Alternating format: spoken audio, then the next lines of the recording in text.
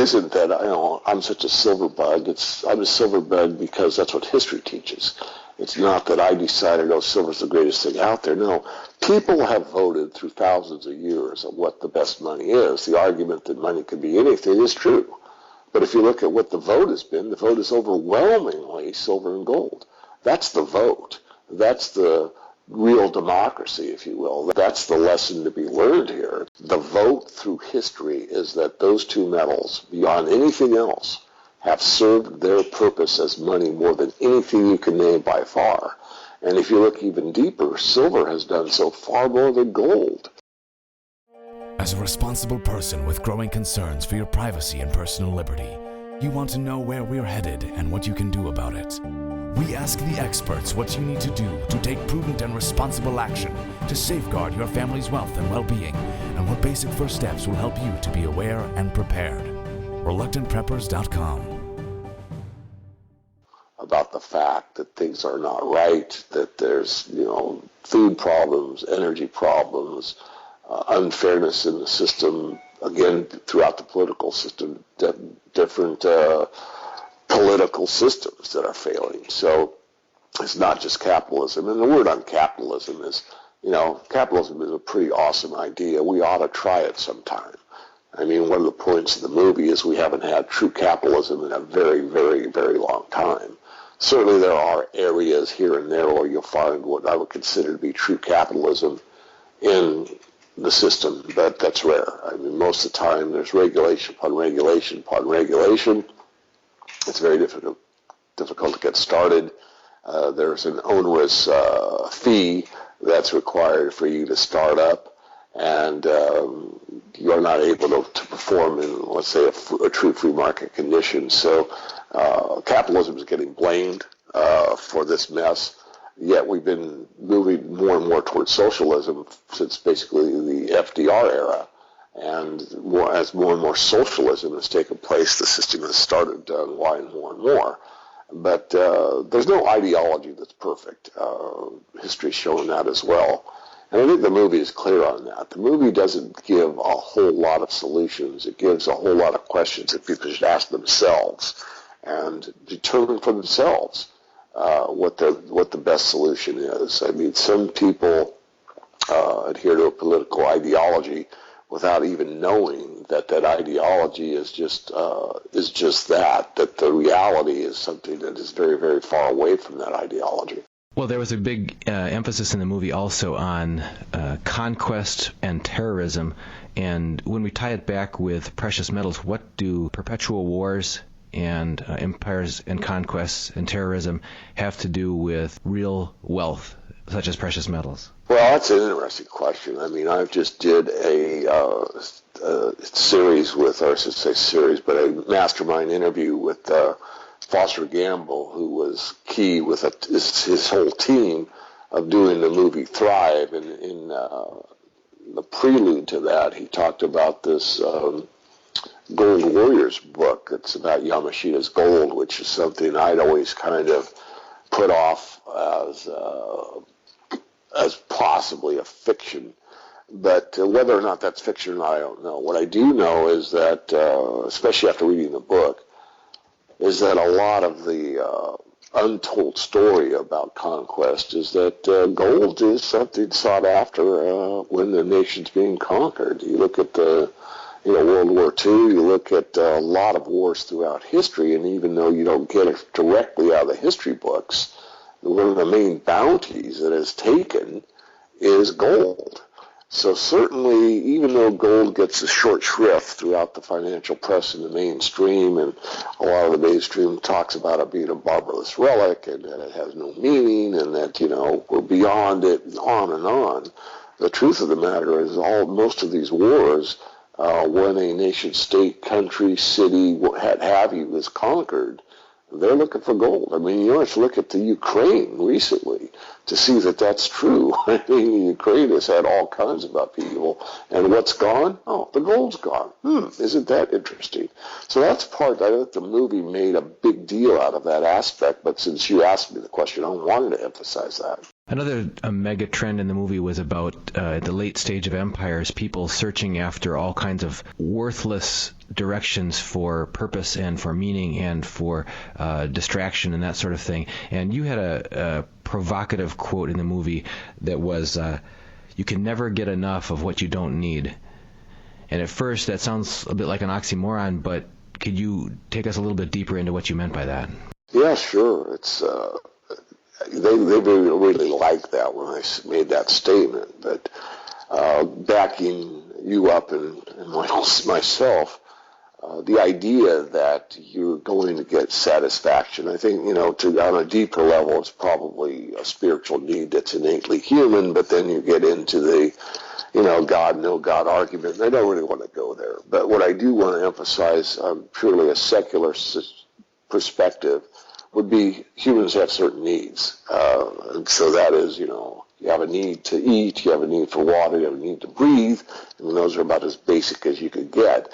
And once those are satisfied, using the Maslow pyramid, you have needs beyond those, and you have a need for affection, you have a need for being liked, and there's all these other needs. Well, when you get to the stages that we're at, where there's very much an undertone of uncertainty, there's an uncertainty about government, there's an uncertainty about the financial markets, there's an uncertainty about the ecological system, and we're seeing collapse throughout the food system with the GMO foods and what the amount of poison in the system is. We see the air quality being corrupted as well. You see the water quality being corrupted as well. The very basics, those three that are needed by all humans, regardless of their perspective, are being corrupted, they're being polluted. And so people start looking not only at that or beyond that, they look for answers. So they look to things that they think will bring them meaning. And what the movie pointed out very early on is near the top, before the collapse, is that food becomes a very important thing for the elites and everybody else. Food's important. The point the movie made was that you see a worship of chefs, a worship of the culinary arts.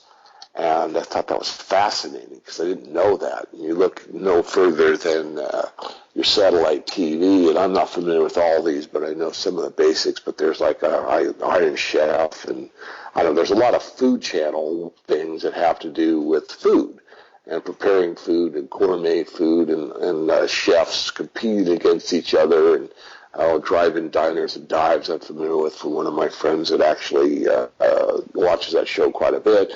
And on it goes. So I thought, wow, you're just seeing, again, history rhyme here or history repeat here. So you can only, you only need so many calories per day. I mean, you can't get enough of what you don't need.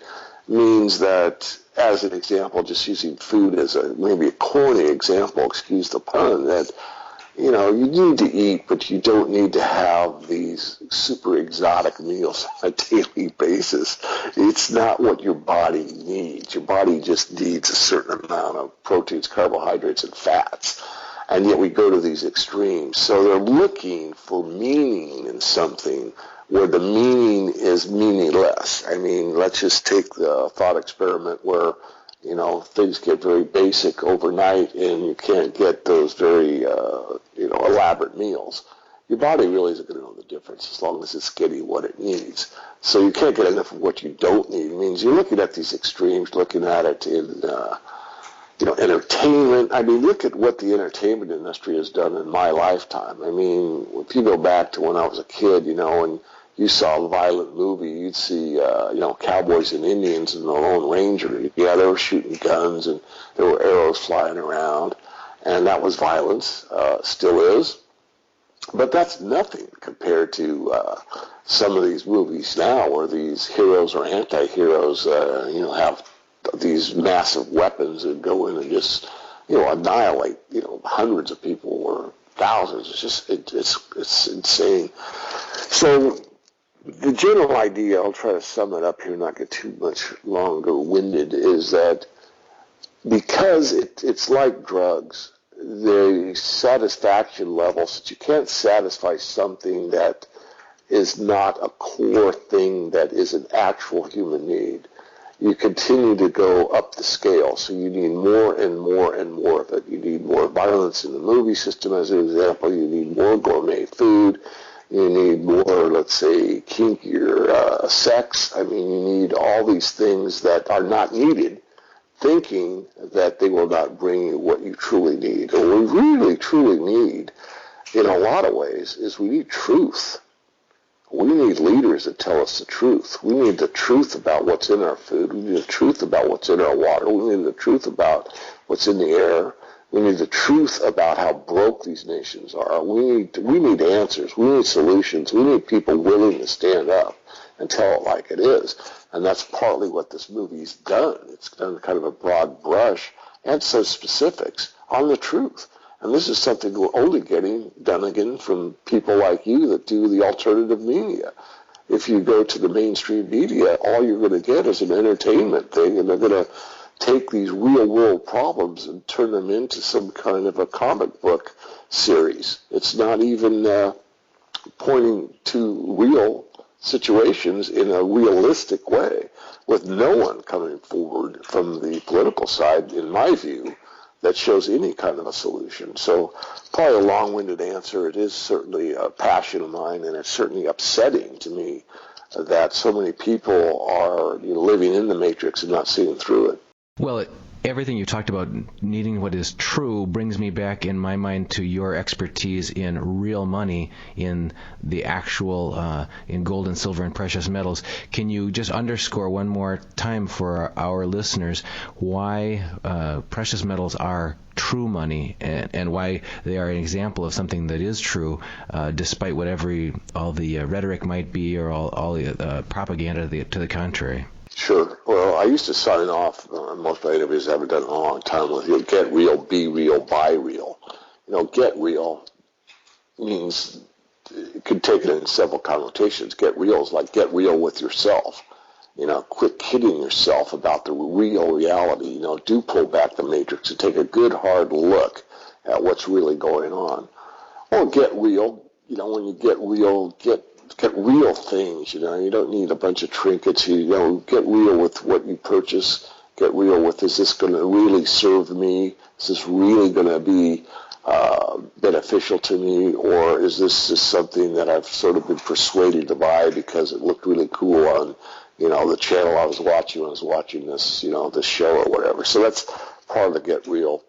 Be real is about being real with yourself. I mean, being true to yourself, being true to what's, the reality, again, that we exist in without being, say, brainwashed by the mainstream media with their psychological operations that have been going on for years with the propaganda press.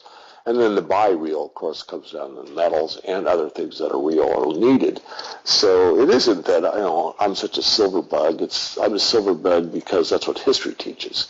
It's not that I decided, silver's the greatest thing out there. No, people have voted through thousands of years of what the best money is. The argument that money could be anything is true.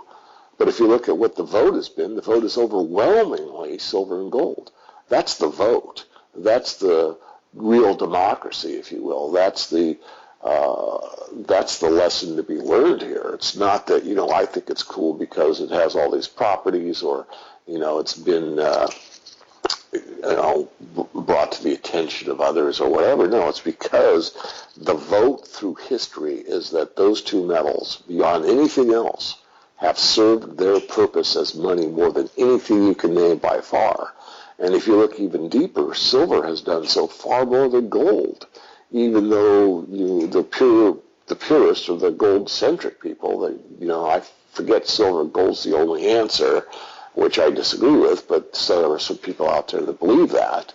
I haven't really looked at the history that strongly because history suggests, or doesn't even suggest, it shows definitively that silver has served as money more places, more times, and has far more transactions for doing business than gold ever has.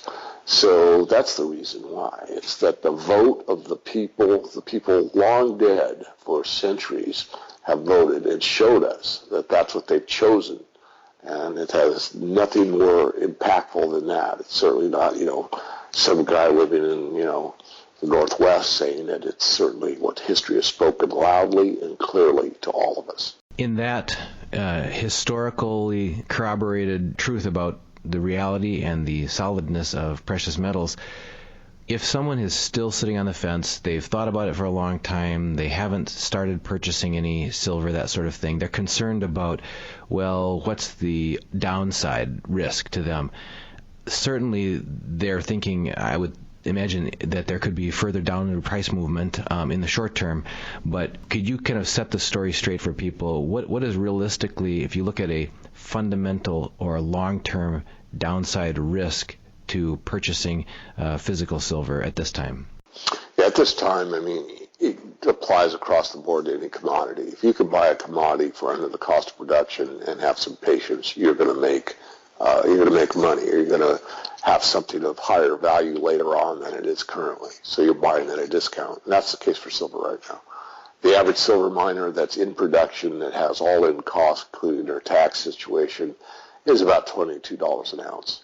And you're buying well under that right now. So certainly that'd be a reason. If you want more information, go to silver123.net. That's silver123.net. There's a program there for silver savers. It's very easy to sign up. Takes about 5 minutes. You can allocate a certain amount, like $50 a month, and purchase what you want. It could be bullion, it could be silver eagles, it could be junk silver. You take your pick, and then it's mailed to you, or you could have it stored, which I don't recommend, by the way, but you could.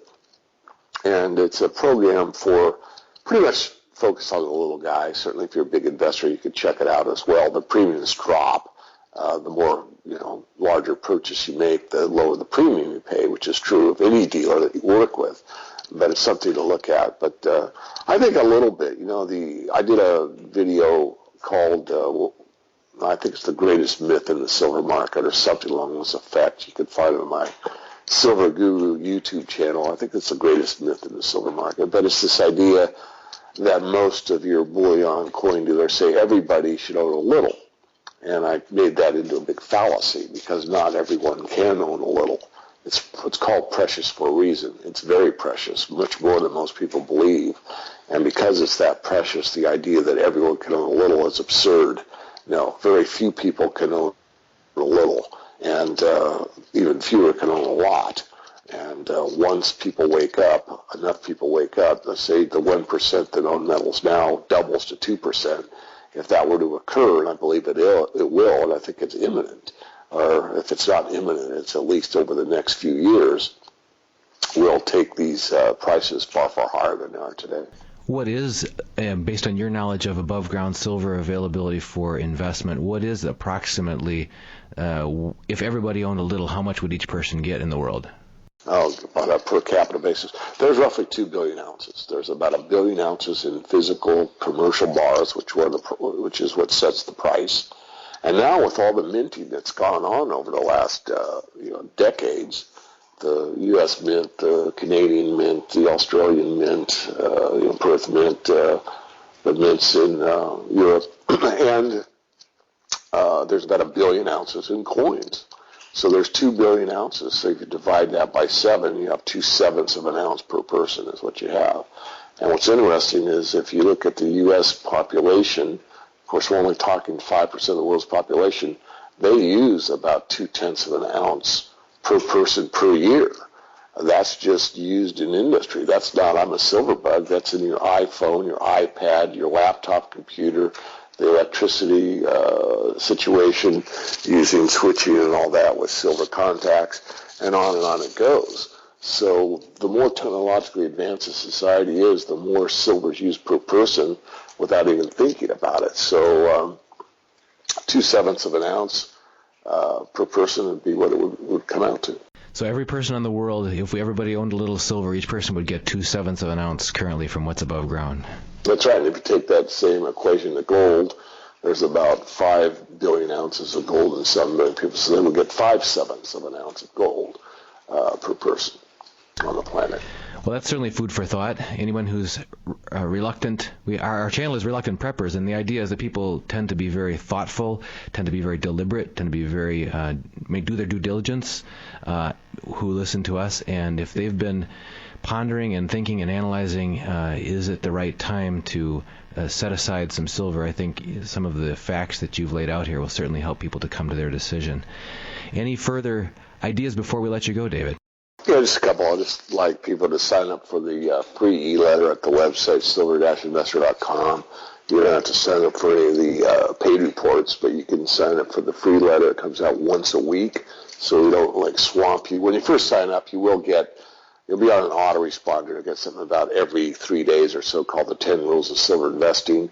That's another great free gift for everybody. It tells you how to keep from getting burned in this market, because there are some unscrupulous situations with precious metals that not everyone's familiar with. So, but once that's accomplished, you get a letter once a week. The YouTube channel is Silver Guru, and the Twitter feed is @SilverGuru22. And that's it. Well, David Morgan, Silver Guru and industry expert, thank you so much for spending your time with us here on Reluctant Preppers. Dunnigan, it's been a pleasure. Thank you.